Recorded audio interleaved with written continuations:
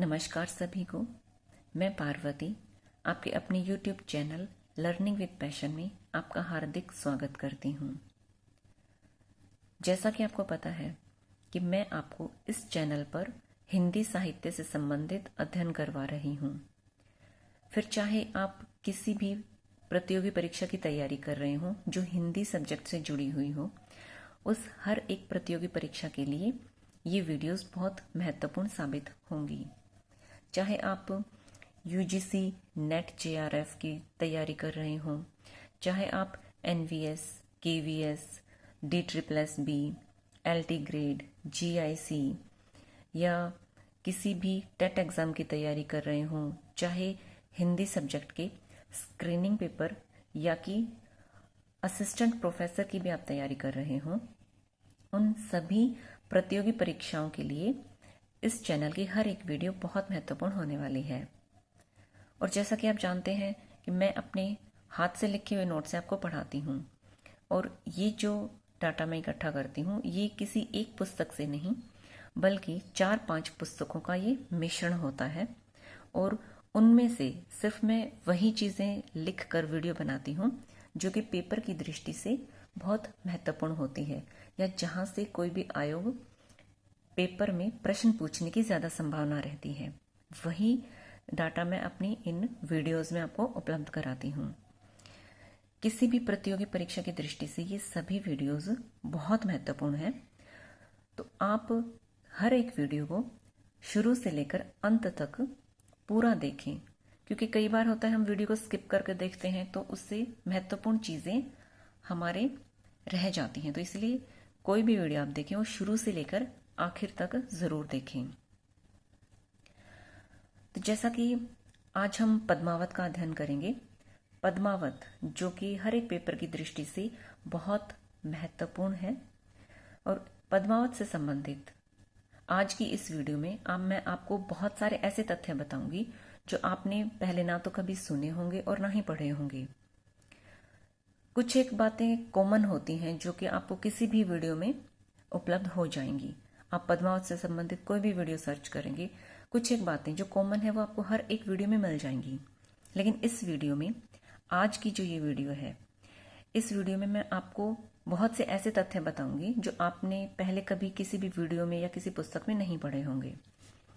तो इसलिए पेपर की दृष्टि से आज की वीडियो बहुत ज़्यादा महत्वपूर्ण होने वाली है। तो आप शुरू से लेकर अंत तक इस वीडियो को पूरा ज़रूर देखें। तो चलिए अध्ययन करते हैं पद्मावत का। पद्मावत जो कि 1540 ईस्वी में लिखी गई थी, इसके रचनाकार जायसी हैं, यानी कि मलिक मोहम्मद जायसी ने पद्मावत की रचना की है। जायसी अमेठी के निकट जायस के रहने वाले थे। कई बार पेपर में यह प्रश्न भी पूछ लिया जाता है कि कौन से कवि या कौन से लेखक का संबंध किस गांव या किस नगर से है, या उनका जन्म स्थल क्या है, तो या फिर वो कहाँ के रहने वाले थे। इस तरह से प्रश्न बनाकर पूछ लिया जाता है। तो हमें ध्यान रखना है कि मलिक मोहम्मद जायसी अमेठी के निकट जायस के रहने वाले थे। जायसी के गुरु का नाम शेख मोहिदी था या महिउद्दीन भी हम कह सकते हैं। जायसी शेर शाह के समकालीन थे। कई बार पेपर में इस तरह से भी प्रश्न पूछ लिया जाता है कि कौन से कवि या कौन से लेखक किसके समकालीन थे। तो ये भी हमें बहुत अच्छी तरह से याद रखना है कि जायसी शेर शाह के समकालीन थे। जायसी का प्रिय अलंकार अगर पूछा जाए तो हमें याद रखना है उत्प्रेक्षा इनका प्रिय अलंकार था। और अगर मैथिली शरण गुप्त का प्रिय अलंकार पूछ लिया जाए तो हमें याद रखना है हरि गीति का मैथिली शरण गुप्त का प्रिय अलंकार था। आचार्य रामचंद्र शुक्ल ने जायसी के माने हैं 3 ग्रंथ माने हैं, जिनमें पद्मावत, अखरावट और आखिरी कलाम है। तो जायसी के यूं तो बहुत से ग्रंथ हमें उपलब्ध होते हैं, लेकिन अगर आचार्य रामचंद्र शुक्ल के द्वारा पूछ लिया जाए कि आचार्य रामचंद्र शुक्ल ने जायसी के कितने ग्रंथ माने हैं, तो हमें याद रखना है आचार्य शुक्ल ने जायसी के 3 ग्रंथ माने हैं, जिनमें से पद्मावत, अखरावट और आखिरी कलाम है। या फिर यूं भी पेपर में प्रश्न पूछा जा सकता है कि आचार्य शुक्ल के अनुसार जायसी के कौन कौन से ग्रंथ हैं या कौन कौन से ग्रंथ नहीं हैं, उनमें 4-5 ऑप्शन देके पूछ लिया जाएगा कि कौन कौन से उनके ग्रंथ हैं या नहीं हैं। तो हमें बहुत अच्छी तरह से याद रखना है कि आचार्य रामचंद्र शुक्ल ने जायसी के 3 ग्रंथ माने हैं, जिनमें से पद्मावत, अखरावट और आखिरी कलाम है। आचार्य रामचंद्र शुक्ल के अनुसार पद्मावत का पूर्वार्ध भाग कल्पित है और उत्तरार्ध भाग ऐतिहासिक है। यानी कि पद्मावत की जो कथा है उसको 2 खंडों में बांटा गया है। एक तो इसका पूर्वार्ध भाग मानते हैं और दूसरा इसका उत्तरार्ध भाग। तो आचार्य शुक्ल ने, या यूं कह सकते हैं कि ये सर्वमान्य मत है, आचार्य शुक्ल ने जो माना था इसी को ही सर्वमान्य मान लिया गया फिर, कि पद्मावत का पूर्वार्ध भाग तो है कल्पित, यानी कि कवि ने अपनी कल्पना के आधार पर इसको लिखा है, और उत्तरार्ध भाग है ऐतिहासिक, जिसमें कि ऐतिहासिक कथा का वर्णन किया गया है। जहां तक कल्पित कथा का वर्णन है तो इसमें यानी कि पूर्वार्ध भाग जो कल्पित कथा है इसमें राजा रतन सेन और पद्मावती की विवाह तक की कथा का वर्णन है, और जो उत्तरार्ध भाग है यानी कि जो ऐतिहासिक भाग है इसमें शेष जो कथा बचती है, यानी कि अलाउद्दीन खिलजी के द्वारा जो चित्तौड़ की वो चढ़ाई करते हैं, चित्तौड़गढ़ दुर्ग को जीतने के लिए जो चढ़ाई करते हैं उसका उसमें वर्णन है। तो इस चीज का हमें ध्यान रखना है। फिर है पद्मावत को हिंदी में अपने ढंग की अकेली ट्रेजिक कृति कहा विजय देव नारायण शाही ने। ये प्रश्न भी पेपर में बहुत बार रिपीट होता है, हमें बहुत अच्छी तरह से इसे याद रखना है। पेपर में प्रश्न बना के पूछ लिया जाएगा कि पद्मावत को हिंदी में अपने ढंग की अकेली ट्रेजिक कृति किसने कहा, तो हमें याद रखना है ये विजय देव नारायण शाही ने कहा।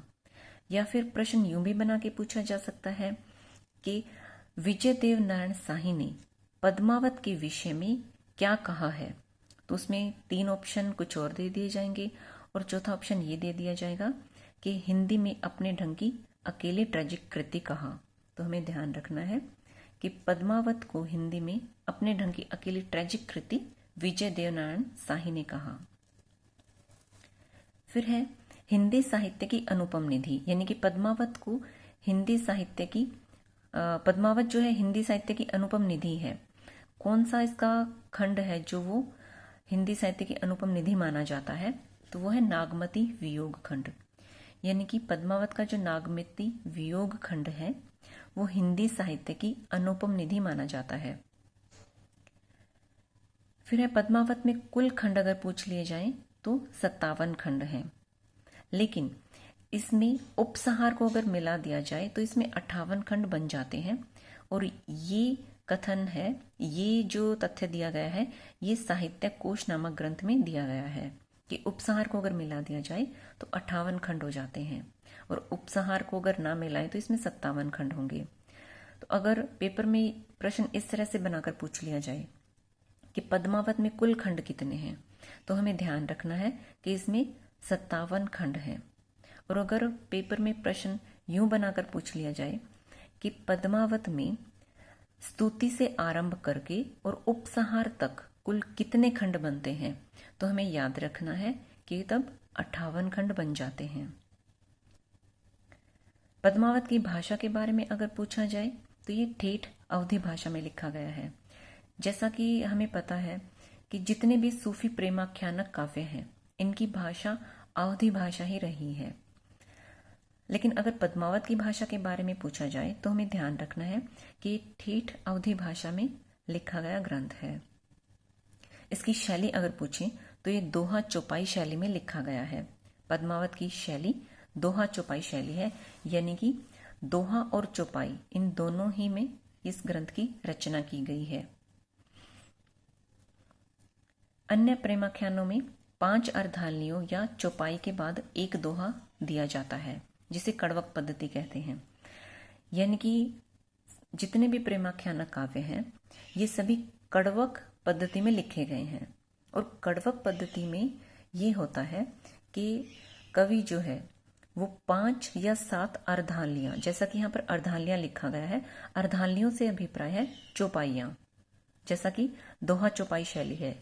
सभी जो प्रेमाख्यान काव्य ये दोहा चौपाई शैली में लिखे गए हैं और इन सभी में कड़वक शैली अपनाई गई है। जैसा कि पद्मावत में भी है, कड़वक शैली अपनाई गई है। कड़वक शैली में 5 या 7 अर्धालियों या चौपाइयों के बाद कवि एक दोहा रखता है, इसे कड़वक पद्धति कहते हैं। तो अन्य सभी जितने भी प्रेमाख्यानक हैं उन सभी में तो 5 अर्धालियों के बाद एक दोहा दिया गया है, इस कड़वक पद्धति को अपनाया गया है। लेकिन पद्मावत और जो चित्रावली है इसमें 7 अर्धालियों या चौपाइयों के बाद एक दोहा दिया गया है। तो हमें ये ध्यान रखना है कि पद्मावत और चित्रावली है, इन दो प्रेमाख्यानकों में 7 अर्धालियों या चौपाइयों के बाद एक दोहा कवि ने रखा है और बाकी के अन्य जितने भी प्रेमाख्यानक हैं सभी में 5 अर्धालियों या चौपाइयों के बाद कवि ने एक दोहा रखा है। और 5 या 7 अर्धालियों के बाद जो एक दोहा रखने की परंपरा है वह कड़वक पद्धति कहलाती है। और पेपर में ऐसे भी प्रश्न बना के पूछा जा सकता है कि कड़वक पद्धति में किस किस को शामिल किया जाता है। उसमें 2 ऑप्शन कुछ और दे देंगे, 2 ऑप्शन दे देंगे दोहा चौपाई, या यूं पूछ लिया जाएगा कि कड़वक पद्धति में कड़वक जो शैली है वो किस में लिखी जाती है, दोहा में चौपाई में। तो हमें ध्यान रखना है कि जो कड़वक पद्धति है इसमें दोहा और चौपाइयों का मिश्रण किया जाता है। कड़वक पद्धति अपभ्रंश काव्य के दौरान स्वयंभू के काव्य से विकसित पद्धति है। यानी कि इस कड़वक पद्धति का आरंभ कहाँ से हुआ, तो हमें ध्यान रखना है कि स्वयंभू का जो काव्य था, स्वयंभू ने जो पौमचर्यु, रिठणेमचर्यु ये जो अपने ग्रंथ लिखे थे, इनसे इन्होंने कड़वक पद्धति का आरंभ किया है। तो अगर पेपर में यूं प्रश्न बना के पूछ लिया जाए कि कड़वक पद्धति का आरंभ कहाँ से माना जाता है, तो हमें ध्यान रखना है इसका आरंभ अपभ्रंश काव्य से हुआ है। या फिर प्रश्न यूं बनाकर पूछ लिया जाए कि कड़वक पद्धति का आरंभ किस कवि ने किया है, तो हमें ध्यान रखना है ये स्वयंभू के काव्य से इसका आरंभ हुआ है।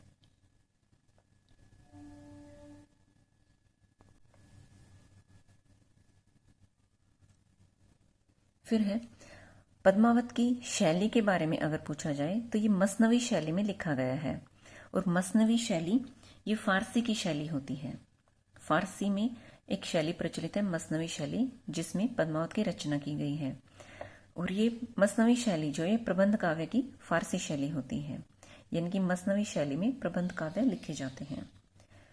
मसनवी शैली वाली रचनाओं की विशेषता वो क्या होंगी? मसनवी शैली में जो रचनाएं लिखी जाती हैं उनमें आरंभ में ईश्वर की स्तुति की जाती है, उसके बाद समकालीन शासक का उल्लेख किया जाता है। और जो मसनवी शैली है उसमें पूरी रचना एक ही छंद में लिखी जाती है, यानी कि अलग अलग छंदों का उसमें प्रयोग नहीं किया जाता है। जैसा कि हम पृथ्वीराज रासों में देखते हैं कि उसमें बहुत सारे छंदों का यानी कि 68 प्रकार के छंदों का प्रयोग चंद बरदाई ने किया है। लेकिन मसनवी शैली में जो रचनाएं लिखी जाती हैं उनमें पूरी रचना जो है वो सिर्फ एक ही छंद में लिखी जाती है। ये मसनवी शैली की विशेषता होती है। मसनवी शैली में रचना सर्गबद्ध नहीं होती है, यानी कि सर्गबद्ध रचना इसमें नहीं लिखी जाती है। प्रेम की फारसी पद्धति होती है, यानी कि इसमें नायक के पक्ष में विरह की मात्रा अधिक होती है और लोक निरपेक्ष प्रेम होता है। यानी कि मसनवी शैली में जो रचनाएं लिखी जाती हैं इनमें नायक के पक्ष में विरह की मात्रा अधिक पाई जाती है और लोक निरपेक्ष प्रेम यानी कि अलौकिक प्रेम, यानी कि आत्मा का परमात्मा से मिलन, इस तरह का इसमें वर्णन किया जाता है। लौकिक प्रेम कथा के माध्यम से अलौकिक प्रेम का इसमें वर्णन किया जाता है। फिर है पूर्वार्ध, यानी कि पद्मावत का जो पूर्वार्ध है वो एकांत प्रेम मार्गी है, यानी कि रतन सेन व पद्मावती के विवाह तक का इसमें वर्णन किया गया है। और पद्मावत का जो उत्तरार्ध है वो लोक पक्ष का भी इसमें विधान किया जाता है। उसमें शेष कथा है, यानी कि अलाउद्दीन द्वारा चित्तौड़ की चढ़ाई का इसमें वर्णन किया गया है। पद्मावत में लौकिक प्रेम कथा के साथ साथ दार्शनिक एवं सांस्कृतिक दृष्टि से भी ये महत्वपूर्ण है। इनकी जो पद्मावत काव्य है इसमें लौकिक प्रेम कथा का वर्णन किया गया है। जैसे रतन सेन और पद्मावती की प्रेम कथा है, यह लौकिक प्रेम कथा है। इसके साथ साथ दार्शनिक एवं सांस्कृतिक दृष्टि से भी यह महत्वपूर्ण है। यानी कि रतन सेन पद्मावती की कथा के माध्यम से आत्मा और परमात्मा के मिलन, तो इस तरह का ये वर्णन जो है ना, ये सांस्कृतिक दार्शनिक वर्णन हो जाता है। तो इस तरह से लौकिक प्रेम कथा के साथ साथ इसमें दार्शनिक और सांस्कृतिक दृष्टि से भी ये काव्य बहुत महत्वपूर्ण है। आगे जायसी की पंक्तियां हैं। आदि अंत जासी कथा अहै, लिखी भाषा चौपाई कहे। तो ये पंक्तियां मलिक मोहम्मद जायसी की हैं। तो ये पंक्तियां अगर देकर पूछ लिया जाए कि पंक्तियां किस कवि की हैं, तो हमें ध्यान रखना है ये जायसी की पंक्तियां हैं। या फिर यूं भी पूछा जा सकता है, ये पंक्तियां देकर पूछ लिया जाएगा कि पंक्तियां किस काव्य से संबंधित हैं, तो हमें ध्यान रखना है ये पद्मावत काव्य से संबंधित हैं। अब फिर है बारहमासा वर्णन कि बारहमासा वर्णन किन किन रचनाओं में मिलता है और बारहमासा का वर्णन जो है किस रचना में किस मास से या किस महीने से बारहमासा का वर्णन शुरू होता है। पेपर की दृष्टि से ये पॉइंट बहुत महत्वपूर्ण है क्योंकि यहाँ से प्रश्न बनने की पूरी संभावना रहती है। प्रीवियस ईयर्स के प्रश्नों को अगर आप उठा के देखेंगे तो उसमें भी इससे संबंधित प्रश्न आपको जरूर मिलेंगे। तो बारहमासा का वर्णन, सर्वप्रथम बारहमासा का वर्णन हुआ था नेमिनाथ चौपई में। इसमें सर्वप्रथम ये अपभ्रंश काव्य में बारहमासा का वर्णन किया गया है।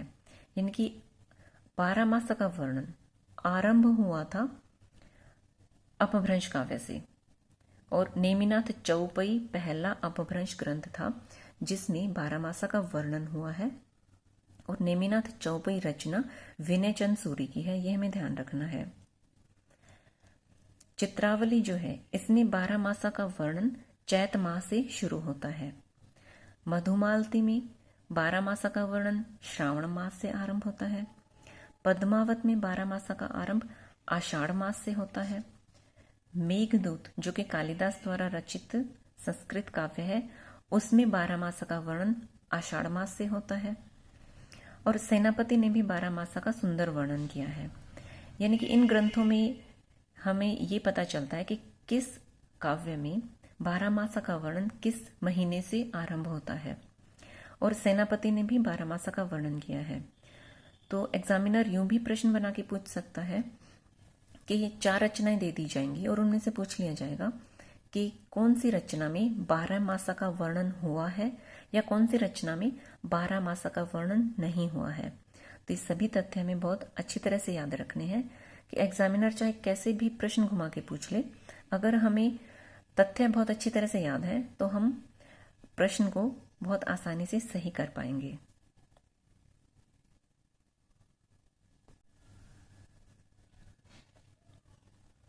आगे है पद्मावत में वर्णन है कि पद्मावत में क्या वर्णन किया गया है। परमात्मा की स्तुति, उसके बाद मोहम्मद और उसके 4 मीत यानी कि 4 खलीफाओं की प्रशंसा की गई है। शाही वक्त शेरशाह की महत्ता, कवि के पीर और गुरु का परिचय। यानी कि जो पद्मावत, जैसा कि हमें पता है कि मसनवी शैली में लिखा गया था और मसनवी जो है ये फारसी की शैली होती है। तो मसनवी शैली में एक क्रम से रचना को लिखना होता है और उस क्रम में सबसे पहले आएगा कि परमात्मा की स्तुति की जाएगी, उसके बाद मोहम्मद या उसके 4 मीत यानी 4 खलीफाओं की प्रशंसा की जाएगी, उसके बाद शाहे वक्त यानी कि उस समय का जो राजा होता है उसकी प्रशंसा की जाएगी। और जब पद्मावत लिखा गया था उस वक्त शेरशाह का शासनकाल था, इसलिए जायसी ने इसमें शेरशाह की महत्ता बताई है या शेरशाह का वर्णन किया है और उनकी प्रशंसा की है। और उसके बाद जो कवि के पीर या कवि का जो गुरु होता है उसका परिचय दिया जाता है। तो पद्मावत में मसनवी शैली का अनुसरण करते हुए इस क्रम से रचना का आरंभ किया गया है। पद्मावत में वर्णित 2 प्रधान केंद्र यानी कि कौन से दो प्रधान केंद्र हैं जिनका पद्मावत में वर्णन किया गया है। पहला है सिंहल द्वीप और दूसरा है चित्तौड़गढ़। सिंहल द्वीप जो कि काल्पनिक है और पूर्वार्ध भाग में इसका वर्णन किया गया है, और चित्तौड़गढ़ जो कि ऐतिहासिक है और जिसका उत्तरार्ध भाग में वर्णन किया गया है। तो हमें इसको बहुत अच्छे से याद रखना है कि पद्मावत में दो प्रधान केंद्र हैं, एक तो सिंहल द्वीप और चित्तौड़गढ़। एग्जामिनर ऐसे प्रश्न बना के पूछ सकता है कि दो ऑप्शन ये दे देंगे और दो ऑप्शन और दे दिए जाएंगे, और ये पूछ लिया जाएगा कि पद्मावत का संबंध किन स्थानों से है या किन स्थानों से नहीं है। तो हमें ये अच्छी तरह से ध्यान रखना है कि पद्मावत में सिंहल द्वीप और चित्तौड़गढ़ का वर्णन किया गया है। सिंहल द्वीप की रहने वाली थी राजकुमारी पद्मावती और चित्तौड़गढ़ के थे राजा रतन सेन। आचार्य शुक्ल ने पद्मावत को कहा है समासोक्ति काव्य, अन्योक्ति काव्य और मसनवी शैली में रचित रचना। यानी कि आचार्य शुक्ल जो है उन्होंने पद्मावत को समासोक्ति काव्य कहा है, अन्योक्ति काव्य और मसनवी शैली में रचित रचना माना है। तो हमें ध्यान रखना है कि पेपर में अगर प्रश्न यूं बना के पूछ लिया जाए कि आचार्य शुक्ल ने पद्मावत को क्या कहा है या आचार्य शुक्ल ने पद्मावत को क्या नहीं कहा है, तो हमें ये अच्छी तरह से ध्यान रखना है कि तीनों बातें आचार्य शुक्ल ने पद्मावत के विषय में कही हैं। इनमें से चौथी अगर कोई और दे दी जाए तो हमें उसे एलिमिनेट कर देना है। पद्मावत को रामस्वरूप चतुर्वेदी ने क्या कहा है कि उत्तरी भारत की सामान्य ग्रस्त गाथा। तो पेपर में अगर प्रश्न ऐसे बना के पूछ लिया जाए कि रामस्वरूप चतुर्वेदी ने पद्मावत के विषय में कहा है, तो हमें इस कथन को ध्यान रखना है कि रामस्वरूप चतुर्वेदी ने पद्मावत को उत्तरी भारत की सामान्य ग्रस्त गाथा कहा है। या एग्जामिनर प्रश्न यूं भी बना के पूछ सकता है कि ये कथन दे दिया जाए कि उत्तरी भारत की सामान्य ग्रस्त गाथा पद्मावत के संबंध में यह कथन किसका है, तो हमें ध्यान रखना है ये रामस्वरूप चतुर्वेदी का कथन है। हिंदी साहित्य की अनुपम निधि किसे माना जाता है, तो वो है नागमती वियोग खंड। डॉक्टर हरदेव बाहरी के अनुसार प्राकृत साहित्य कोश का इतिहास ग्रंथ है हरदेव बाहरी ने जो लिखा है, उसमें डॉक्टर हरदेव बाहरी ने ये कहा है कि जायसी से बहुत पूर्व प्राकृत में रचित रतन शेखर कथा का परिचय दिया है, जिसकी कथा वस्तु पद्मावत की कथा से गहरा साम्य रखती है। यानी कि डॉक्टर हरदेव बाहरी ने अपने ग्रंथ प्राकृत साहित्य का इतिहास जो ग्रंथ है ये डॉक्टर हरदेव बाहरी का है। इन्होंने इस ग्रंथ में यह कहा है कि जायसी से बहुत पूर्व प्राकृत में रचित रतन शेखर कथा का परिचय दिया है और जिसकी कथा वस्तु पद्मावत की कथा से गहरा साम्य रखती है। यानी कि पद्मावत से पूर्व प्राकृत भाषा में रतन शेखर कथा लिखी गई थी, और डॉक्टर हरदेव बाहरी ये मानते हैं कि जो पद्मावत की कथा वस्तु है वो प्राकृत भाषा में रचित रतन शेखर कथा से साम्य रखती है। तो एग्जामिनर यूं भी प्रश्न बना के पूछ सकता है कि पद्मावत की कथा अपने से पूर्व लिखित किस कथा से साम्य रखती है, तो हमें ध्यान रखना है रतन शेखर कथा से ये साम्य रखती है। और यूं भी प्रश्न बना के पूछा जा सकता है कि पद्मावत की कथा वस्तु रतन शेखर कथा से साम्य रखती है, यह कथन किसका है, तो हमें ध्यान रखना है ये डॉक्टर हरदेव बाहरी का कथन है। या यूं भी पूछा जा सकता है कि पद्मावत की कथा रतन शेखर कथा से साम्य रखती है, यह वर्णन किस ग्रंथ में किया गया है, तो हमें ग्रंथ का नाम याद रखना है प्राकृत साहित्य का इतिहास ग्रंथ। इस ग्रंथ में ये बात कही गई है। पद्मावत जो है ये उच्च कोटि का प्रबंध काव्य है। तो पद्मावत का हमें ध्यान रखना है कि ये उच्च कोटि का प्रबंध काव्य है जो कि जायसी के द्वारा लिखित है।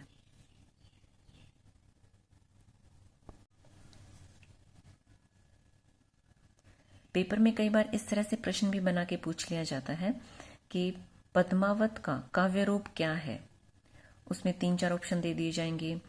मुक्तक काव्य है, महाकाव्य है, प्रबंध काव्य है या चंपू काव्य है। तो इस तरह से हमें ध्यान रखना है कि पद्मावत का जो काव्य रूप है ये प्रबंध काव्य का रूप है।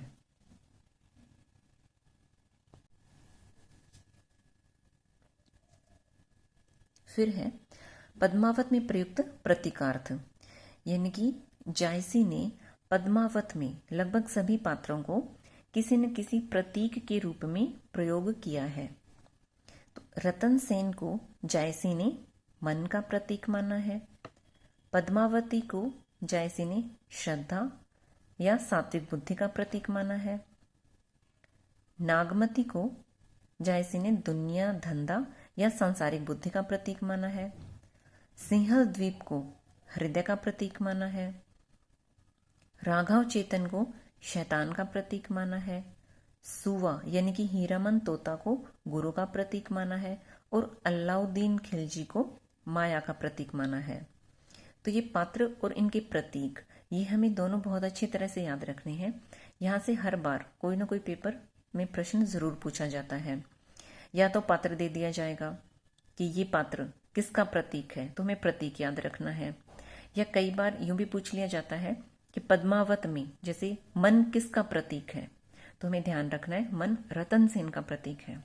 तो इस तरह से दोनों साइड से हमें प्रश्न याद होना चाहिए ताकि एग्जामिनर चाहे कैसे भी प्रश्न घुमा के पूछे, हमें प्रश्न को सरलता से हम उसको सॉल्व कर सकें। फिर है पद्मावत में विभिन्न पात्र प्रतीक हैं विभिन्न दार्शनिक तत्वों के, यानी कि ये जो सभी पात्र हैं ये सभी दार्शनिक तत्वों के प्रतीक हैं।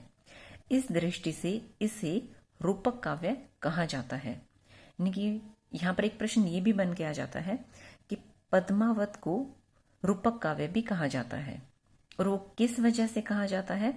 पद्मावत को रूपक काव्य इसमें प्रयुक्त विभिन्न दार्शनिक तत्वों के कारण कहा जाता है। तो हमें इस तथ्य को बहुत अच्छी तरह से याद रखना है। तो एग्जामिनर फिर चाहे कैसे भी प्रश्न पूछ ले, हमें दिक्कत नहीं होगी। यानी कि पद्मावत में विभिन्न पात्र जो हैं वो प्रतीक हैं विभिन्न दार्शनिक तत्वों के, और इन विभिन्न दार्शनिक तत्वों के प्रतीक होने के कारण ही पद्मावत को रूपक काव्य कहा जाता है। ये रूपक द्योतक हैं भारतीय निर्गुण साधना के। अगर यूं भी पूछ लिया जाए कि ये रूपक जो हैं कि पद्मावत में प्रयुक्त रूपक किसके द्योतक हैं, तो हमें ध्यान रखना है कि भारतीय निर्गुण साधना के द्योतक हैं, क्योंकि इसमें कवि ने आत्मा का परमात्मा से मिलन दिखाया है।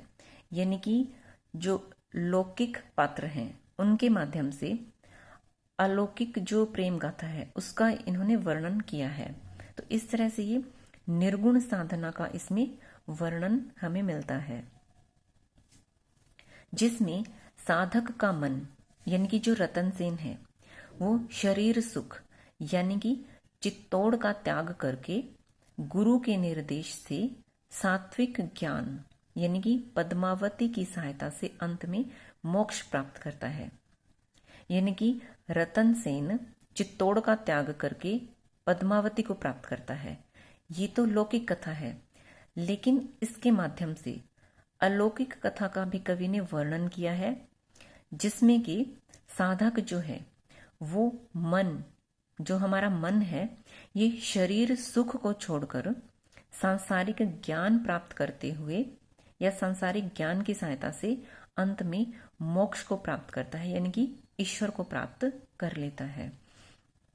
तो इस तरह से जायसी ने लौकिक प्रेम की कथा के माध्यम से अलौकिक प्रेम का इन्होंने वर्णन किया है, जो कि भारतीय निर्गुण साधना का द्योतक है।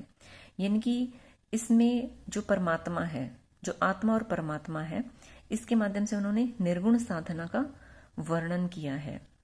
क्योंकि जैसे सगुण भक्ति साधना में तो जैसे हम जो भक्त होते हैं वो किसी मूर्ति की या भगवान को अपने सामने प्रस्तुत करते हुए उसकी पूजा आराधना करते हैं, लेकिन निर्गुण उपासना में या निर्गुण साधना में जो हमारे ईश्वर होते हैं वो हमारे सम्मुख उपस्थित नहीं होते हैं।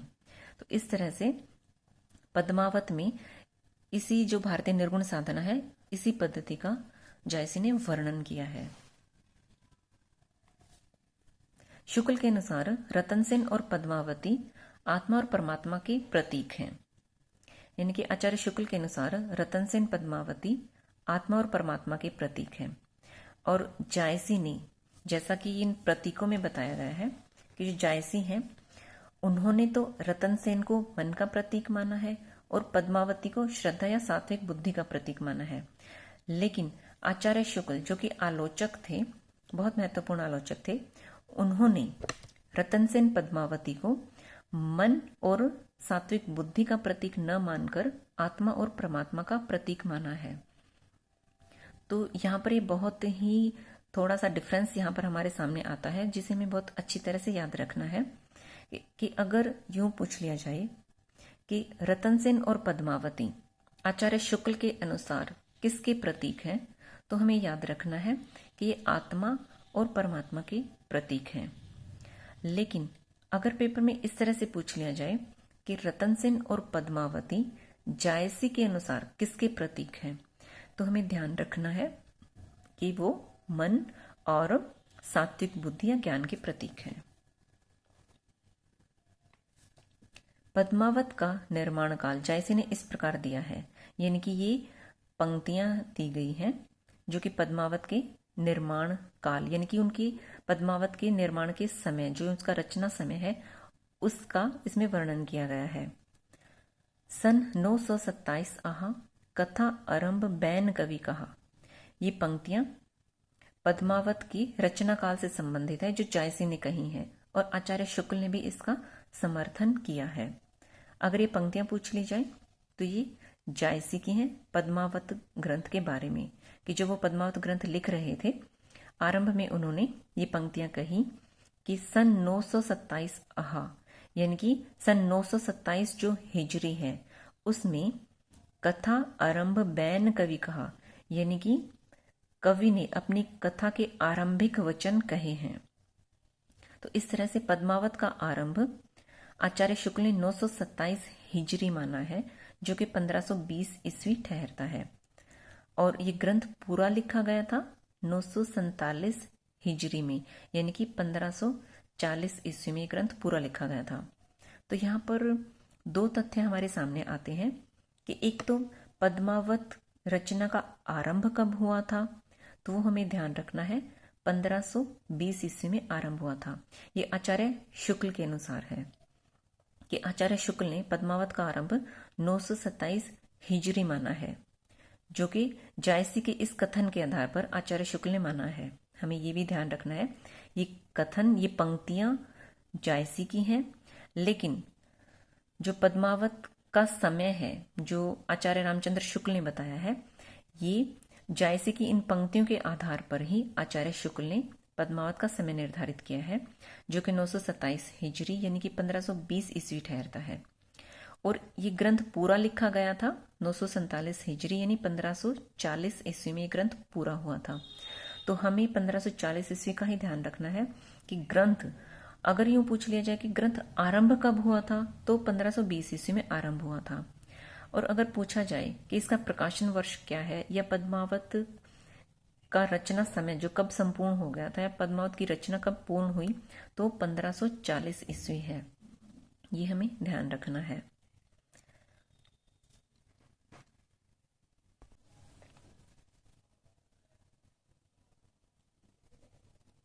फिर है पद्मावत का बांग्ला अनुवाद किसने करवाया, तो हमें ध्यान रखना है मगन ठाकुर ने करवाया था 1650 ईस्वी में। और जो मगन ठाकुर हैं ये अरकान राज्य के वजीर थे। लेकिन यहाँ पर हमें ध्यान रखना है कि पद्मावत का बंगला अनुवाद करवाया तो मगन ठाकुर ने था, लेकिन अनुवाद करने वाले कवि आलो उजाला थे। तो हमें ये ध्यान रखना है कि अगर प्रश्न यूं बनाकर पूछ लिया जाए कि पद्मावत का बंगला अनुवाद किसने करवाया, तो हमें ध्यान रखना है मगन ठाकुर ने करवाया था। लेकिन अगर यूं पूछ लिया जाए कि पद्मावत का बंगला अनुवाद किसने किया, तो हमें ध्यान रखना है आलो उजाला कवि ने किया था। और यहाँ पर एक प्रश्न ये भी बनने की संभावना रहती है कि पद्मावत का बांग्ला अनुवाद किस वर्ष करवाया गया, तो हमें ध्यान रखना है 1650 ईस्वी में करवाया गया था।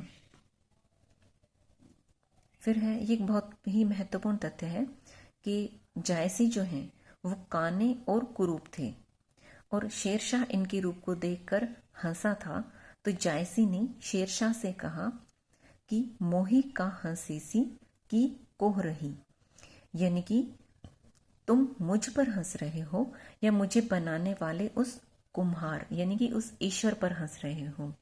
जब जायसी ने शेरशाह से ये बात कही तो शेरशाह को अपनी गलती का एहसास हुआ। तो हमें ध्यान रखना है कि मोही का हंसेसी की कोह रही, अगर ये पंक्तियां पूछ ली जाएं कि पंक्तियां किसकी हैं, तो हमें ध्यान रखना है ये जायसी की पंक्तियां हैं। लेकिन अगर पेपर में प्रश्न यूं बनाकर पूछ लिया जाए कि ये पंक्तियां जायसी ने किससे कही, तो हमें ध्यान रखना है ये पंक्तियां जायसी ने शेरशाह से कही थी।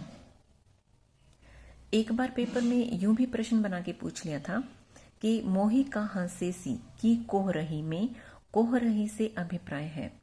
उसमें 3-4 ऑप्शन दे रखे थे, तो जिसमें कोह रही से अभिप्राय है, वैसे तो कोह रही से अभिप्राय होता है कुम्हार, लेकिन यहां पर कोह रही जायसी ने उस ईश्वर का प्रतीक माना है, यानी कि मनुष्य को बनाने वाले उस ईश्वर को उन्होंने यहां पर कुम्हार कहा है।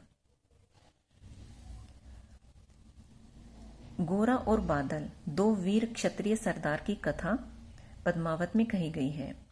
तो ये भी पॉइंट पेपर की दृष्टि से बहुत ज्यादा महत्वपूर्ण रहता है कि गोरा और बादल की कथा किस काव्य में आई है।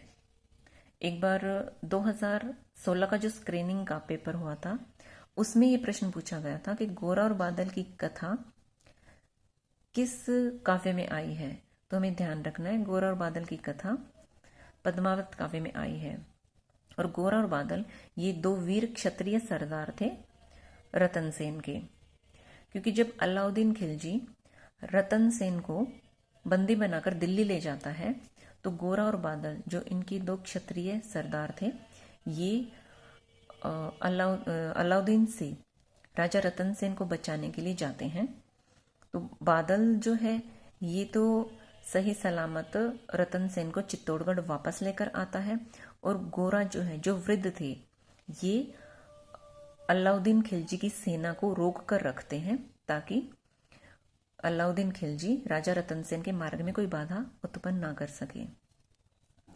तो इस तरह से आज की वीडियो में हमने पद्मावत से संबंधित बहुत ही महत्वपूर्ण तथ्य हमने आज पढ़े हैं, इनका हमने अध्ययन किया है और पेपर की दृष्टि से यहाँ से कोई ना कोई प्रश्न जरूर बनने की पूरी संभावना रहती है। तो इस वीडियो में जो भी तथ्य मैंने आपको उपलब्ध करवाए हैं सभी आप बहुत अच्छी तरह से उनको याद रखें या उनके अपने नोट्स बना लें, और मेरी इस वीडियो को बहुत अच्छी तरह से ध्यान से सुनने के लिए, शुरू से आखिर तक मेरे साथ बने रहने के लिए आपका बहुत बहुत धन्यवाद। उम्मीद है कि आपको ये वीडियो बहुत पसंद आई होगी और आपके लिए बहुत महत्वपूर्ण साबित होगी। तो मिलते हैं अगली वीडियो में, तब तक के लिए धन्यवाद।